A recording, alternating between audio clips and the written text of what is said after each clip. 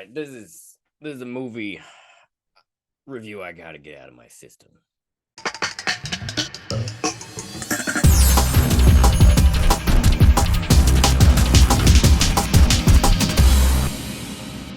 Hello and welcome back to Ruben Uncut. Today we're talking about the movie If. For those who don't know, this is the new sort of family comedy by John Krasinski, starring better-looking version of John Krasinski, Ryan Reynolds. I'm kidding. Ryan Reynolds is funny. But seriously, for a second here, I will comment on the fact that, first of all, let's address the elephant in the room about the movie If. Actually, two elephants. First elephant, yes, this is clearly a movie for families. And I have kids, didn't go to see this movie with my kids. I went to see this movie with a client. One of my clients' moms recommended this movie to him, so I had to sit through it. Proving that, some people's moms like shitty movies. Okay, the movie's not that bad. This is not some unwatchable train wreck. But I'm getting ahead of myself. The other elephant in the room is, yes, at least the first half of this movie is liberally stealing ideas from the cartoon series Foster's Home for Imaginary Friends. Like the entire premise initially comes off this. It's even got what is essentially an imaginary friend retirement home featured in it, which, yeah. It's worth noting that John Krasinski, the director of this film, who, despite playing the most milquetoast character in all of comedy history on The Office, is also a decently talented director who has been accused of plagiarism at least 3 times. Let's be more specific. It has been confirmed since the movie's release that it is actually based on a book called The Silence, The Quiet Place, This was originally pointed out as plagiarism. I'm not sure if he actually got the rights to The Silence, or if it's like that, or if it's like when M. Night Shyamalan based the movie Old on the graphic novel Sandcastles, a thing he admitted to doing, but I'm very uncertain if he had the rights for. John Krasinski was also accused of plagiarism by the internet show Some More News when he came up with the show Some Good News, which bared a striking resemblance to an episode of their program called Some More Good News. And now we have If, which is clearly stealing ideas from Foster's Home for Imaginary Friends, or at least the first half of the movie is, because this is a film with what some have called an unnecessarily complicated plot for a children's film. And that's an interesting statement because that is sort of the deal here. This is a children's film that is surprisingly plot heavy. It's not plot heavy for a movie, it's just plot heavy for a movie that most people would assume is aimed at children. Although, to be fair, the film is aimed at children. Why is the overall message of the movie about nurturing your inner child? Which seems like a message that is more relevant for, well, adults. We'll just call it a family comedy and move on. Oh, wait, what's that? Comedies have to be funny. Oh, well, that is a problem. I'm not gonna lie. At the end of the day, I have a lot of complaints with this movie. None of which I would have thought about or probably cared about if the movie had been, well, funnier. The movie somehow just absolutely wastes a shockingly talented cast of funny people and John Krasinski. But seriously, but the film is loaded with people who have done great comedy. From Ryan Reynolds, Emily Blunt, Steve Carell, Aquafina. I know a lot of you don't like her, but I actually don't find her problem. She does not bother me. Vince Vaughn, Sam Rockwell, Christopher Maloney, Bradley Cooper, Jon Stewart, Amy Schumer, Bobby Moynihan, George Clooney, Maya Rudolph, Bill Hader, Keegan-Michael Key, Phoebe Waller-Bridge. How do I know that name? Not important. The point is that there's an amazing amount of comedic talent that is pretty much going to waste here. Like, I don't know how you can make a movie that stars Steve Carell that's this unfunny, but you've done it. You have done it. Now, to be fair, a lot of this, I think, is the tone of the movie. The tone of the movie is, well, it's emotionally manipulative. The movie wants you to lean into schmaltz. This movie doesn't care quite as much about being funny as it does hit me in them feels. Too bad it's bad at it. It is bad at hitting you in those feels. In fact, I'm not even sure necessarily where to start with this. So let's just get into it. Now, I'm gonna just posit this up. Spoilers are incoming. And you're gonna be like, it's a kid's film, or it's a kid or family film. How bad can the spoilers be? Well, let me put it this way. This is a family movie that is built around a twist. Actually, there are 2 plot twists in this movie that raise a lot of questions. Well, not really a lot of questions about the movie itself, but who decided to do this would be one of the questions. But we'll get into it. So just know that this rant I'm about to go on will include the spoilers of this movie. Now, in fairness, most adults, I assume, would call the twist. Because I called the twist. I called the twist super early. And from that moment on, this movie for me became about me sitting there going, all right, what's the reveal going to be like? Yep, exactly what I thought was happening. So, what's the movie about? Well, you see, the movie is about this 12-year-old girl played by Kylie Fleming. I assume that's how her name is pronounced. It could be phonetically wrong and be Kaylee Fleming. But let's move along. It's not important. Miss Fleming here plays the main character.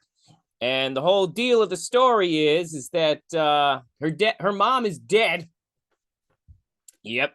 Way to go, John Krasinski. You are truly the pinnacle of originality.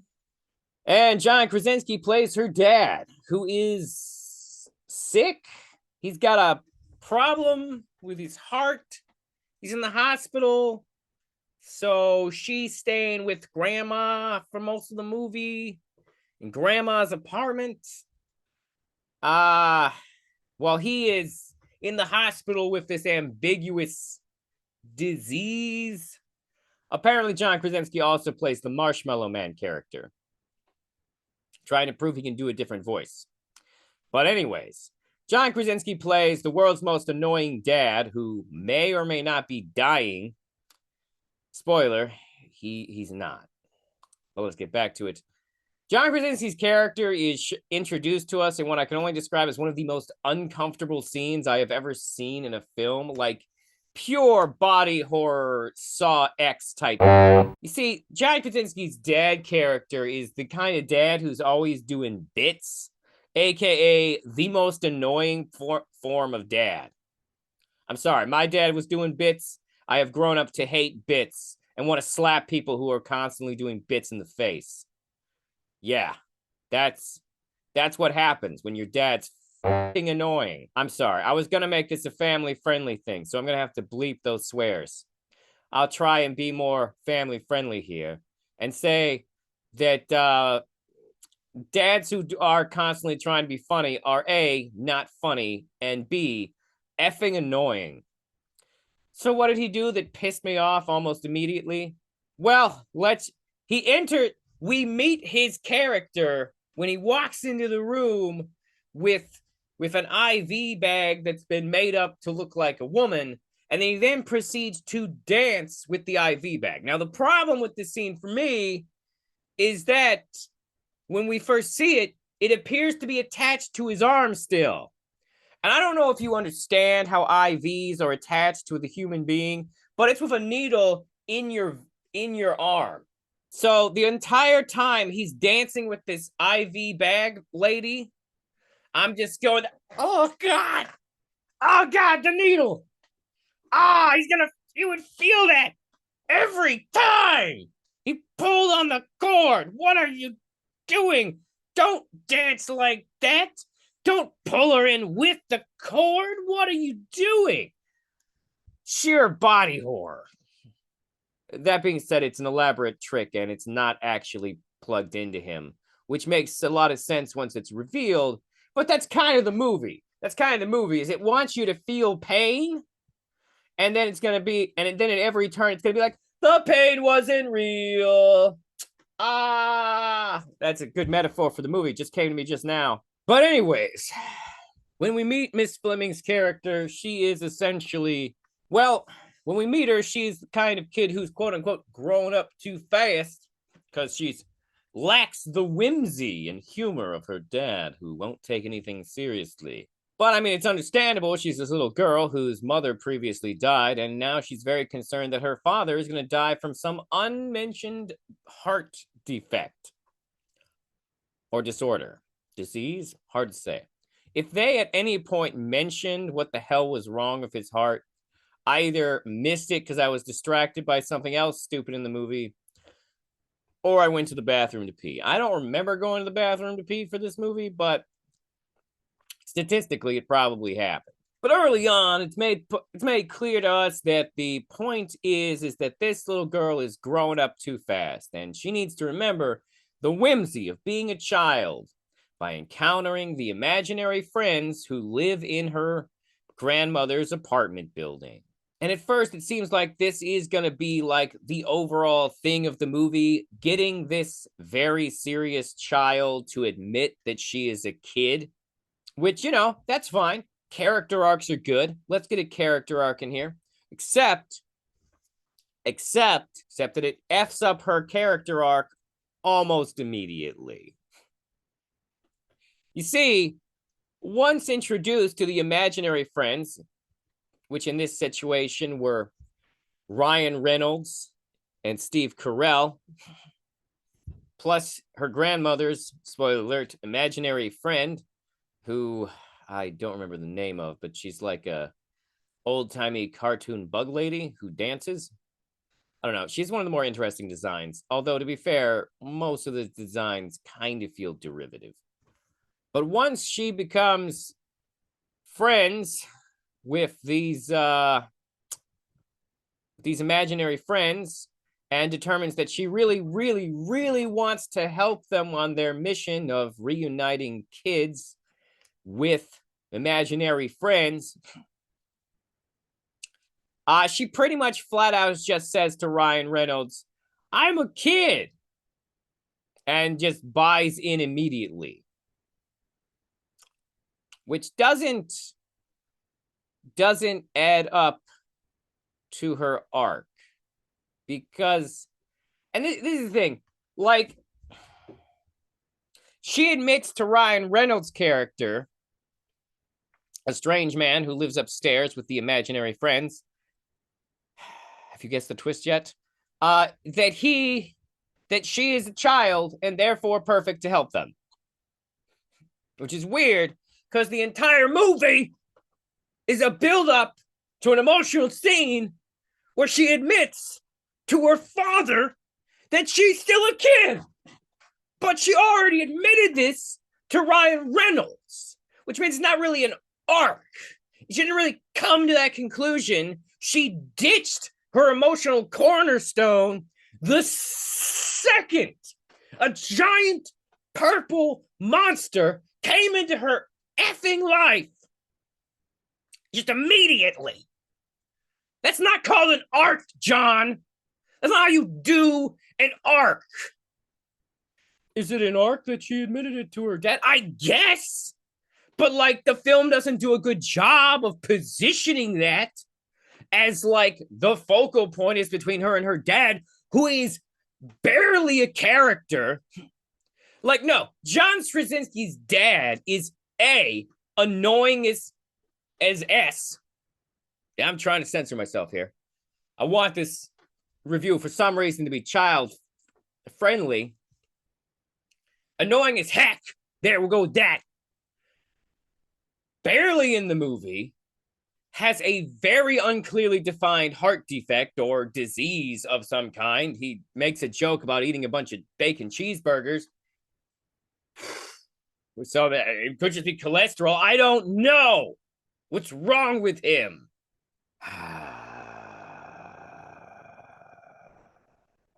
By the way, there's other people who play imaginary friends in this movie that I did not read the names of. I'm not saying they're not funny.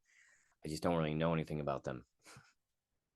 And yes, that includes you, Sebastian Maniscalco. I feel like I should know your name, but I don't. Okay, where was I? Right. So Ryan Reynolds is this guy who lives. I know. I'm just gonna go into it. I'm just gonna go into the twist that is there, because the effing twist is. Well, it's really obvious. The twist is really obvious for any adult, because adults have seen this twist. If you've seen The Sixth Sense or Fight Club or any of the movies that ripped off the twists from those movies, you know the truth about Ryan Reynolds.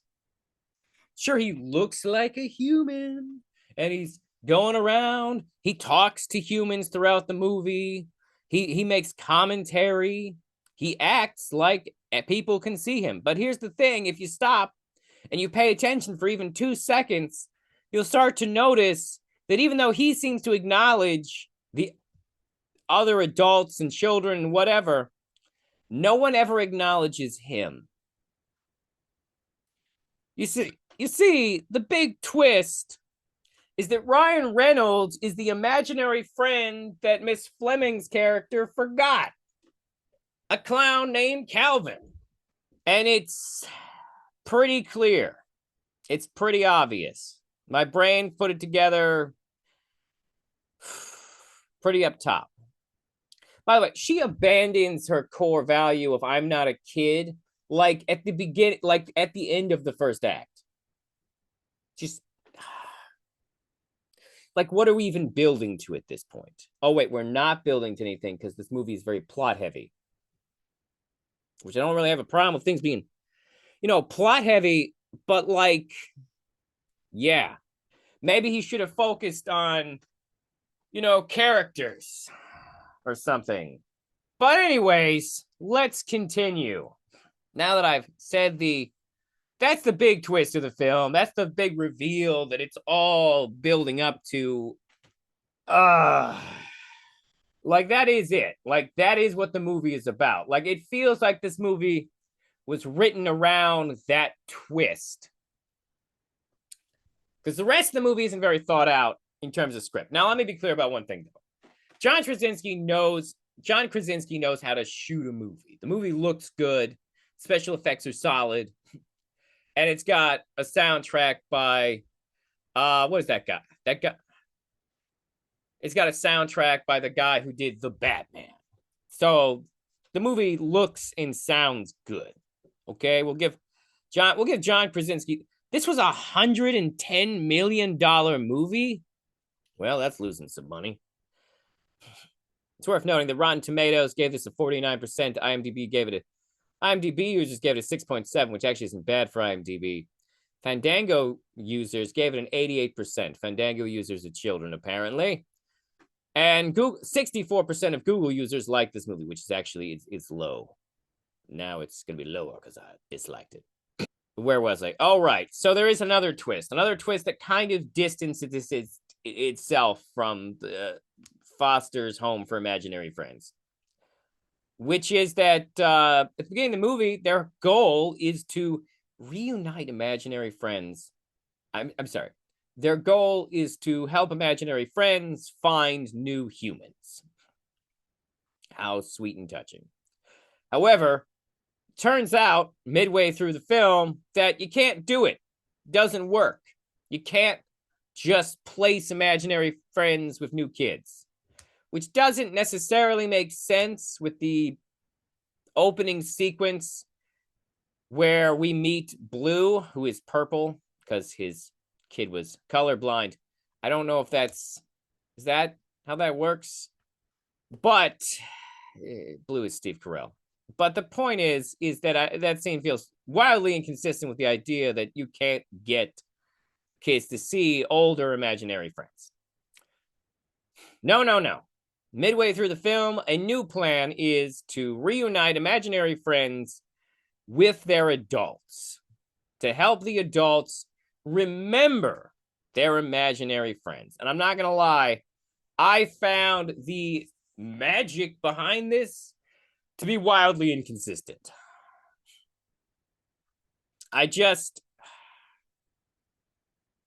Sometimes it seemed like they had to work a whole lot harder and do a whole lot of extra steps, and other times it just seemed like it kind of happened. But see, the film feels like it's really going for that Steven Spielberg E.T. family fun adventure type deal. And the film really wants to hit you in the heartstrings. It wants to make you feel. But this is actually a problem because it's not good at that. And in fact, the film is tonally off. It's not funny enough to be funny consistently, and it's too heavily handed and emotionally manipulative to get you to feel bad. What do I mean? Well, the best example of this is in Obvious Writing 101, when the girl is having a major success with her imaginary friend adventures. She is, of course, off doing that while her dad, John Krasinski, is having his very important surgery. Now, this moment is obviously written in that regard. Of course, his surgery is happening at the same time she's having this success in her imaginary friend quest. But also, it's worth noting that the movie does not have the heart to kill her father. But it will attempt to emotionally manipulate us into believing that something is wrong. What do I mean? Well, essentially, she shows up and Grandma seems panicked that this girl who's been running off all the time is coming back late. And Grandma's giving off this energy like something could be wrong with Dad. He just got out of surgery. And the girl freaks out and runs up to Ryan Reynolds and has a whole thing about how she's afraid her dad is going to die. But then we go to the hospital. And like the thing is that the movie is trying to emotionally manipulate us with ambiguity. Grandma should know if he is stable. I'm pointing at Ryan Reynolds, but it's not Ryan Reynolds. Grandma should know if Dad is stable. Like the doctors could tell you he's out of surgery and he's stable. He's out of surgery and he's breathing. He hasn't woken up yet, but he's not in critical condition. You would think that someone at some point between the girl getting home and getting to her dad's bedside, someone would have been like, oh, he's doing great, honey. Oh, he just got out of surgery. He's probably going to be exhausted, but he's doing good. But no. They deliberately make it ambiguous, and they deliberately make it seem like everyone else is stressed so that she can go in there, hold his hand, tell him a story and admit that she is still a child to him. Now, obviously, the whole idea of the movie is that she has been seeing imaginary friends again because, as we're told in the movie, you only see imaginary friends when you need them. And adults don't need them. Or some which seems vaguely contradictory. I'm going to spend time cleaning up all these swears. But the point is that the movie wants to emotionally manipulate us into being afraid for John Krasinski. But why? Like, the movie's clearly not going to kill him. And the movie doesn't kill him. Not only that, but his character's barely developed. He's just there. He's just kind of annoying. And like, we're relying on her performance to sell us on caring about him. And at the end of the day, it's all just smoke and mirrors. Her dad's fine. It's like that dance sequence I was talking about. He's yanking the thing around and your mind's going, oh God, the needle in his arm. Why are you doing this? But he's fine. It's not attached. And the girls are like, oh, he might die. But it never even gets close. There's no implications. It's just, ooh, if we make it ambiguous here, people might worry and then be sad. And it's like, come on. Like, it's just so obviously manipulative on a storytelling, like, level that, like, I couldn't feel anything for it because I was just sitting there in the theater going, oh, the movie is deliberately trying to manipulate me into feeling something.